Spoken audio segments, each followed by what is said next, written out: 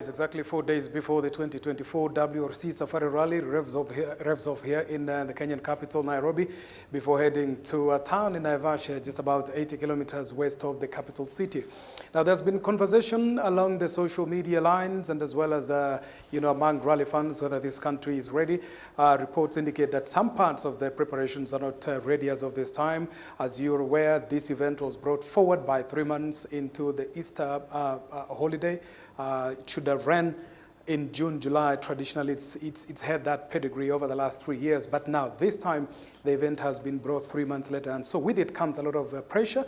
With it comes a lot of last-minute rush and, the opportunities that must be gotten right before this event is ready. So in one part, we've seen the drivers. They've already arrived here. Teams are getting ready for Monday's reconnaissance on the route, and on the other hand, the organizers are rushing against time. In some instances, we've heard they're working round the clock to get the service park ready, to get everything ready. So it's a 50-50 affair at this particular time, but in the next 3 days could really make or break this event.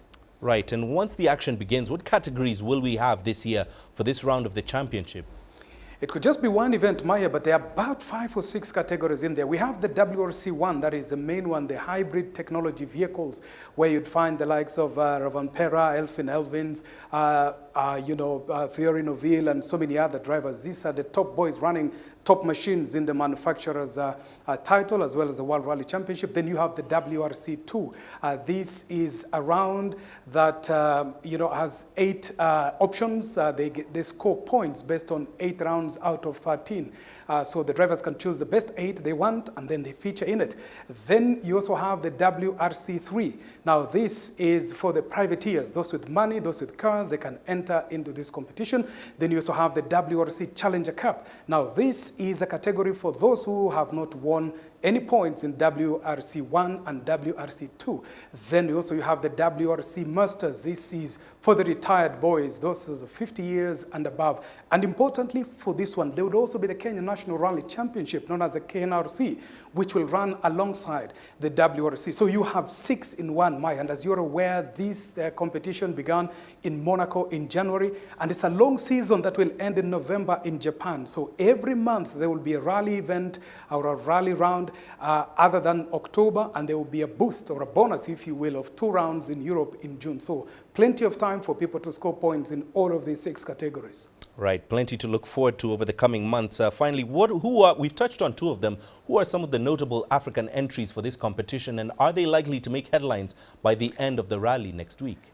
Good question. We've just heard from Leon Senyange there in Uganda. We've had Yasser, who is going to be in Ford Fiesta Rally 2, Category 2, former Safari Rally winner here in Kenya, Tundo. You also have the reigning African champion, Karan Patel, who is also going to be in WRC2. You have about 6 Africans in Category WRC2. Unfortunately, we do not have anyone in the WRC. The big boys that are running with the manufacturers and gunning for the World Rally Championship title because of the expenses, certainly playing a big role. Now, we have seen Karan Patel in 2021 making headlines in WRC2. He's back after missing the last 2 podiums. So he's one of the people likely to make an entry. But the Ugandan, Yassin Nasser has also acquired a new car, Ford Fiesta, and he wants to challenge the big boys in this category. So it's anyone for the taking at this particular point, and African competition really,